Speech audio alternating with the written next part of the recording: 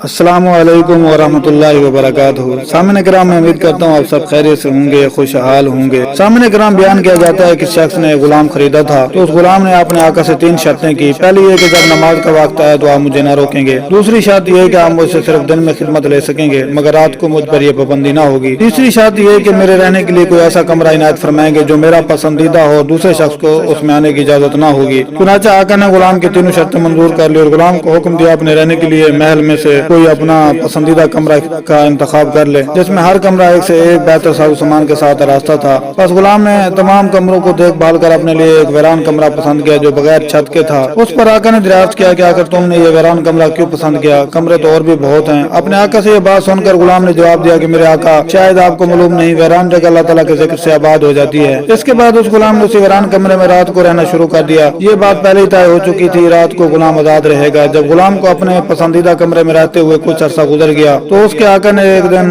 رات کو بزم احباب منعقد کی اور نصف شب کے بعد جب دوست احباب رخصت ہو گئے تو مالک مکان چہل قدمی کرتا ہوا غلام کے کمرے کی جانب جا نکلا تو کیا دیکھتا ہے کہ ایک نورانی قندیل نے اوپر سے آ کر کمرے کی خالی چھت کو گھیر رکھا ہے اور غلام سجدے میں پڑا ہوا اپنے رب سے دعا اور مناجات میں مصروف ہے کہ میرے پروردگار، دن کو تو نے میرے آقا کی خدمت میرے ذمہ واجب کر دی، اگر یہ خدمت میرے ذمہ نہ ہوتی تو میں رات دن تیری عبادت میں مشغول رہتا، لہذا تو میرا عذر قبول فرما لے۔ اس کا مالک تعجب کے ساتھ صبح صادق اس مجیب منظر کو دیکھتا رہا۔ چنانچہ صبح ہوتی وہ نورانی قندیل آسمان پر چلی گئی۔ مالک نے اپنی بیوی سے اس کا تذکرہ کیا اور دوسرے روز وہ مالک اور اس کی بیوی دونوں اس منظر کو دیکھنے گئے۔ اس شب بھی بہینہ وہی منظر دیکھا جو پہلی شب میں مالک دیکھ چکا تھا۔ صبح ان دونوں نے غلام کو بلا کر کہا تو اللہ کے واسطے آزاد ہے تاکہ اپنی خواہش کے مطابق رات دن اللہ کی عبادت میں مشغول رہ سکے جس سے تو معذرت کرتا رہتا ہے اسی کے ساتھ۔ اور اس کے مالک اور اس کی بیوی نے غلام سے کہا کہ وہ اس کی کرامتوں کو دیکھ چکے ہیں اور ان کو بیان کیا وہ دونوں جو رات گزشتہ دیکھ چکے تھے۔ بس اب کیا تھا، جب غلام کو معلوم ہوا کہ ان پر اس کا پردہ فاش ہو گیا تو اس نے اسی وقت بعد دربار الہی میں ہاتھ اٹھا کر دعا کی، اے میرے رب، اے میری پروردگار، میں نے تو اس سے درخواست کی تھی، دعا کی تھی کہ میرا راز کسی پر نہ کھولیو، مگر اب جب کہ میرا راز دوسروں پر کھل چکا ہے جس کو میں مخفی رکھنا چاہتا تھا تو مجھ کو اپنے پاس بلا لے۔ چنانچہ